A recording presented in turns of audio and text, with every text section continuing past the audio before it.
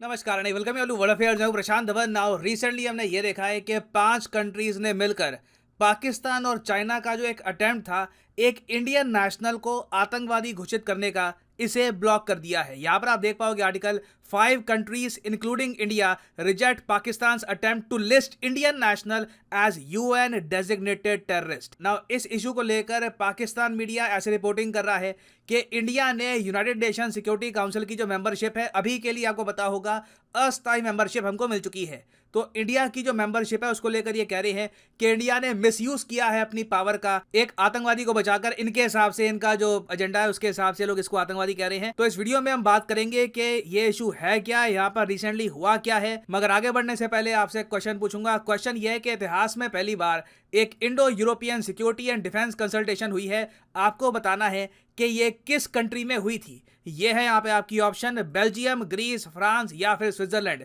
Comment section में करिए उत्तर। सही आंसर आपको मिलेगा वीडियो के एंड में। ना कुछ ही दिनों पहले आपको याद होगा मैंने वीडियो अपलोड करी थी कि China saves Pakistani terrorist from India and USA. India और यूएसए ने यह कोशिश करी कि पाकिस्तान में एक नॉन टेरर फाइनेंसर है अब्दुल रहमान के नाम से। अब्दुल रहमान को यूनाइटेड स्टेट्स ऑफ अमेरिका ने भी एक आतंकवादी घोषित कर रखा है और इस पर $2 मिलियन, मतलब रफली आप कह सकते हैं 15 करोड़ रुपए का इस पर इनाम भी है। और उसके अलावा ये हाफिज सईद जो एक यूएन डेजिग्नेटेड आतंकवादी है उसका रिश्तेदार भी है। तो हमने कोशिश करी कि यूनाइटेड नेशंस में भी इसको डेजिग्नेट कर दिया जाए एज ए टेररिस्ट, मगर चाइना ने इंडिया और यूएस के इस मूव को ब्लॉक कर दिया। अब इसके रिस्पॉन्स में पाकिस्तान ने क्या किया कि एक इंडियन नेशनल जो इन्होंने गिरफ्तार कर रखा है, काफी लंबे समय से पाकिस्तान में कैद है, इसका नाम है गोविंद पटनायक। पाकिस्तान का कहना यह है कि गोविंद पटनायक ने बलूचिस्तान में बॉम्ब ब्लास्ट करवाया था 2018 में, आज से 4 साल पहले।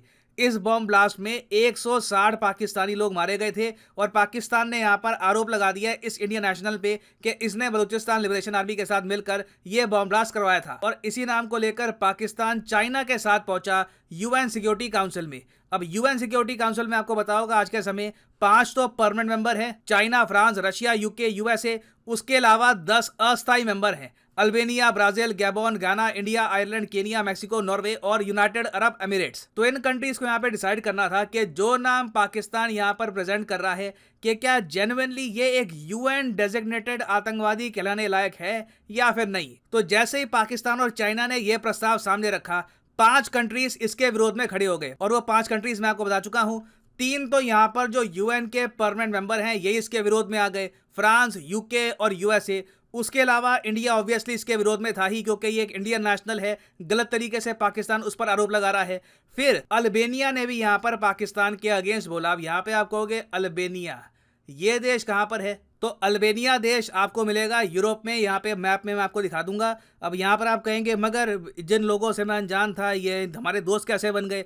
एक्चुअली अल्बेनिया को वोट करना ही था यहाँ पर, क्योंकि इस महीने यूएन सिक्योरिटी काउंसिल का जो प्रेसिडेंट है ये अल्बेनिया है। आपको पता होगा प्रेसिडेंसी हर महीने चेंज होती है, तो प्रेसिडेंट का अप्रूवल यहाँ पर चाहिए था इस प्रस्ताव को प्रॉपरली टेबल करने के लिए, इसकी प्रॉपर ऑफिशियल वोटिंग करवाने के लिए। तो ऑफिशियल वोटिंग भी इसकी नहीं हो पाई, क्योंकि एक तो अस्थायी मेंबर इसके अगेंस्ट थे, स्थायी मेंबर अगेंस्ट है। उसके अलावा यूएन सिक्योरिटी काउंसिल के प्रेसिडेंट ने भी यहाँ पर बिल्कुल इसको रिजेक्ट कर दिया कि ये यहाँ पर कोई प्रस्ताव, इसकी कोई सेंस नहीं बनती, ना पाकिस्तान के पास कोई प्रॉपर सबूत है। अब यहाँ पे आपका क्वेश्चन आएगा, अच्छा रशिया हमारे पक्ष में नहीं बोला? चाइना तो खैर ऑब्वियसली पाकिस्तान का समर्थन दे रहा था, रशिया नहीं आया हमारे समर्थन में जैसे यूएसए आया, यूके आया।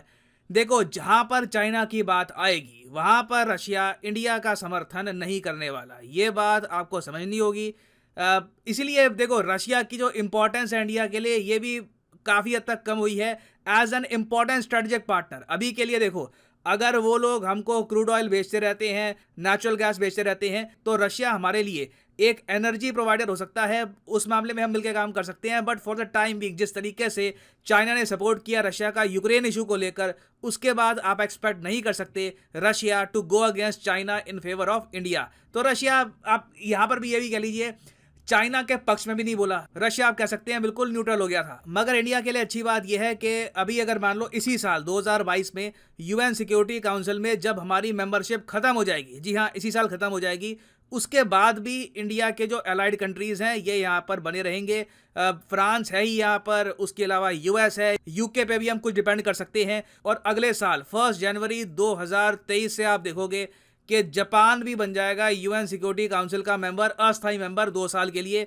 तो जापान भी यहाँ पे होगा, ऑब्वियसली जापान भी इंडिया को सपोर्ट करेगा, तो ये भी इंडिया के लिए मैं कहूँगा गुड न्यूज़ है। अब यहाँ पे अगला क्वेश्चन आपका ये होगा कि चलो ठीक है, पाकिस्तान का एक अटेम्प्ट था, एक इंडियन जिसको इन्होंने कैद कर रखा है, अपनी हिरासत में रखा हुआ है, उसको इन्होंने कोशिश करी एक यूएन डेजिग्नेटेड टेररिस्ट का एक टैग दिलवाने की, फेल कर गए। आगे हम क्या कर सकते हैं? देखो, मैं यही कहूँगा, कहीं ना कहीं इंडिया को चाइना के अगेंस्ट बोलना होगा इस कंटेक्स्ट में कि क्या चाइना टेररिस्ट को डिफेंड करने वाला कंट्री है? क्या चाइना पाकिस्तान जैसे टेरर स्पॉन्सरिंग कंट्री का सपोर्ट करने वाला देश है? और इंडिया के लिए मैं कहूँगा इससे सुनहरा मौका चाइना को इस इशू पर टारगेट करने का नहीं आएगा। ऑलरेडी हमने देखा है कोविड-19 की वजह से चाइना की काफ़ी आलोचना हुई दुनिया में। फिर रिसेंटली हमने ये भी देखा कि यूक्रेन के विरोध में जब चाइना खड़ा हो गया, रशिया के समर्थन में बढ़ चढ़ के चाइना खड़ा हुआ है, उसकी वजह से भी चाइना के अगेंस्ट आज के समय काफ़ी नेगेटिव सेंटिमेंट है। तो अभी देखो, ब्रिक्स का समिट होने वाला, आपको पता होगा, ब्रिक्स के समिट में, ब्रिक्स का जो ये समिट होगा चाइना में, ये फिजिकली यहाँ पे लीडर नहीं जाएंगे, सारे लीडर वर्चुअली अटेंड करेंगे। मोदी जी भी चले जाएंगे, यहाँ पर वीडियो कॉन्फ्रेंसिंग होगी। और बताया जा रहा है कि इस समिट में मोदी जी अपने स्पीच में बोलेंगे कि चाइना ने काउंटर टेररिज्म की प्लेज ले रखी है, चाइना ने ऑफिशियली स्टांस लिया है कि आतंकवाद के खिलाफ ये खड़े होंगे। तो इंडिया रिमाइंड करवाएगा चाइना को ऑफिशियली इस बात को लेकर, मगर ये काफ़ी नहीं है। ब्रिक्स समिट में कौन मीटिंग होगी, कौन कवर करेगा उसको, उसका डिक्लेरेशन भी वेस्टर्न मीडिया कवर नहीं करता। वेस्टर्न मीडिया स्ट्रेटेजिकली ब्रिक्स को बिल्कुल साइडलाइन गायब करके रखता है। इंटरनेशनली ब्रिक्स की इतनी बात होती नहीं है अनलेस कोई बड़ी डेवलपमेंट ना हो जाए। तो मेरे हिसाब से किसी इंटरनेशनल फोरम में कहीं ना कहीं जयशंकर साहब को ये इशू उठाना होगा और चाइना से जेन्युइनली क्वेश्चन पूछना होगा कि क्या आप पाकिस्तान की तरह ही अपने बैकयार्ड में सांप पालने को तैयार हो? क्या जेन्युइनली आप इस राह पे चल पड़े हो? क्योंकि पाकिस्तान में टोटल यूएस के हिसाब से 12 फॉरेन टेररिस्ट संगठन है। जब ये फॉरेन वर्ड यूज करते हैं तो यूएसए के हिसाब से फॉरेन, पाकिस्तान तो यूएस के हिसाब से फॉरेन हुआ। तो पाकिस्तान में 12 आतंकवादी संगठन है, मैं नाम ही मैं खुद भूल जाता हूँ काफी बार। जैश ए मोहम्मद है, फिर अभी रिसेंटली इनके काफी सारे ग्रुप्स खड़े हो गए हैं कश्मीर को लेकर। तो ऐसे कंट्री को बार बार चाइना डिफेंड कर रहा है, फिर काउंटर अटैक कर रहे हैं इंडिया पे कि इंडियन नेशनल को डेजिग्नेट करवाएंगे एक आतंकवादी। हालांकि 2 बार चाइना इसमें फेल हो चुका है।